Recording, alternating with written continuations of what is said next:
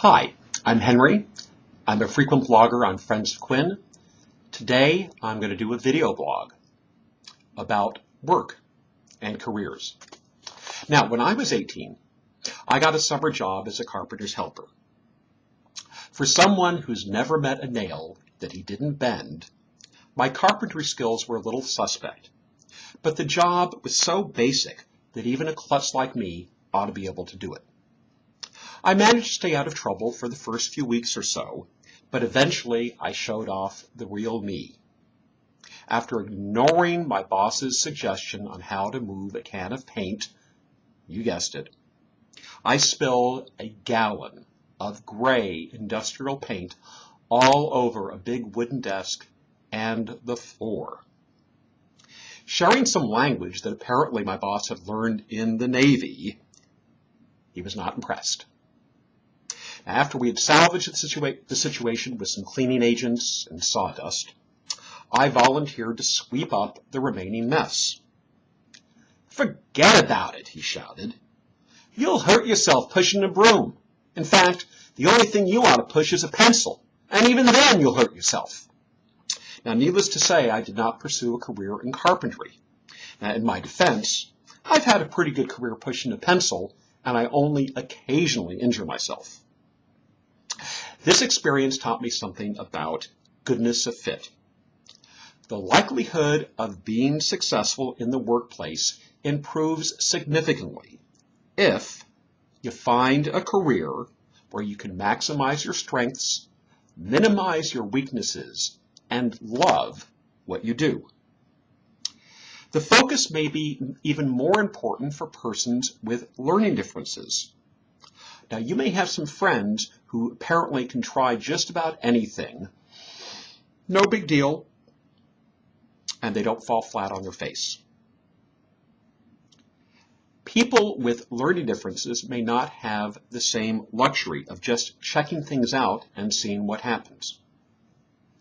I had a friend who had some serious math computational problems. He started his professional career as a bank teller. After the first week, his balance sheet came up short. And not only did they make you pay the difference, but his career in banking was one and done. Another fellow with some attention deficit issues and real distractibility got a job pumping gas. And that's, yes, we used to actually have people who would pump gas for us. And that shouldn't have been a problem. But he'd find sometimes after starting the pump, he'd talk to the driver, he'd check the oil, and he'd forget that the pump was still on, until he noticed gasoline puddling on the pavement by the car. His career in the automotive industry did not end well. On the other hand, I've met dozens of highly successful people with learning differences. There are many reasons why they are such high achievers, which I've described in previous blogs where I've talked about the 7 attributes of success. One commonality was that each person loved his or her work. They were good at it, and rarely did learning differences have a negative impact. That is what we mean by goodness of fit. Making decisions about your goodness of fit starts with having a good sense of your own strengths, your own weaknesses, and your learning style. Sometimes strengths are obvious. You may be a really creative person who thinks outside the box and doesn't do things the way everybody else does. Remember having to do math? Doing the same steps the teacher used, and that wasn't how you did it? Well, you may not fit well in a traditional corporate world, which is all about following the teacher's steps. You probably are better suited to being an entrepreneur, where thinking differently just might be the key to success and not a means for rejection. Sometimes the very thing that people tell you is a weakness turns out to be your strength. I used to go to a dentist who was quite dyslexic. He said that he got into dentistry because he found that working through a mirror came naturally to somebody who frequently reversed words and letters.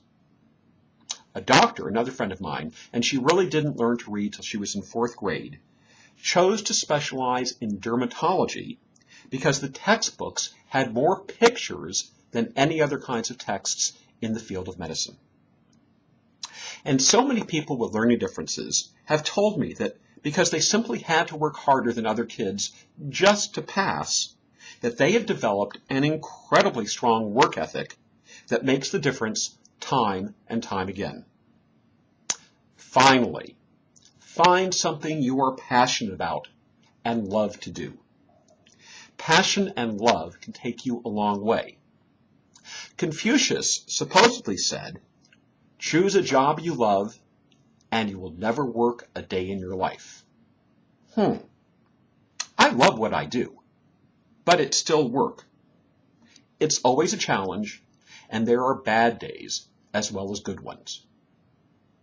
But in my best moments, it's all about making a difference and leaving the world a better place. Come to think about it, maybe I have never worked a day in my life.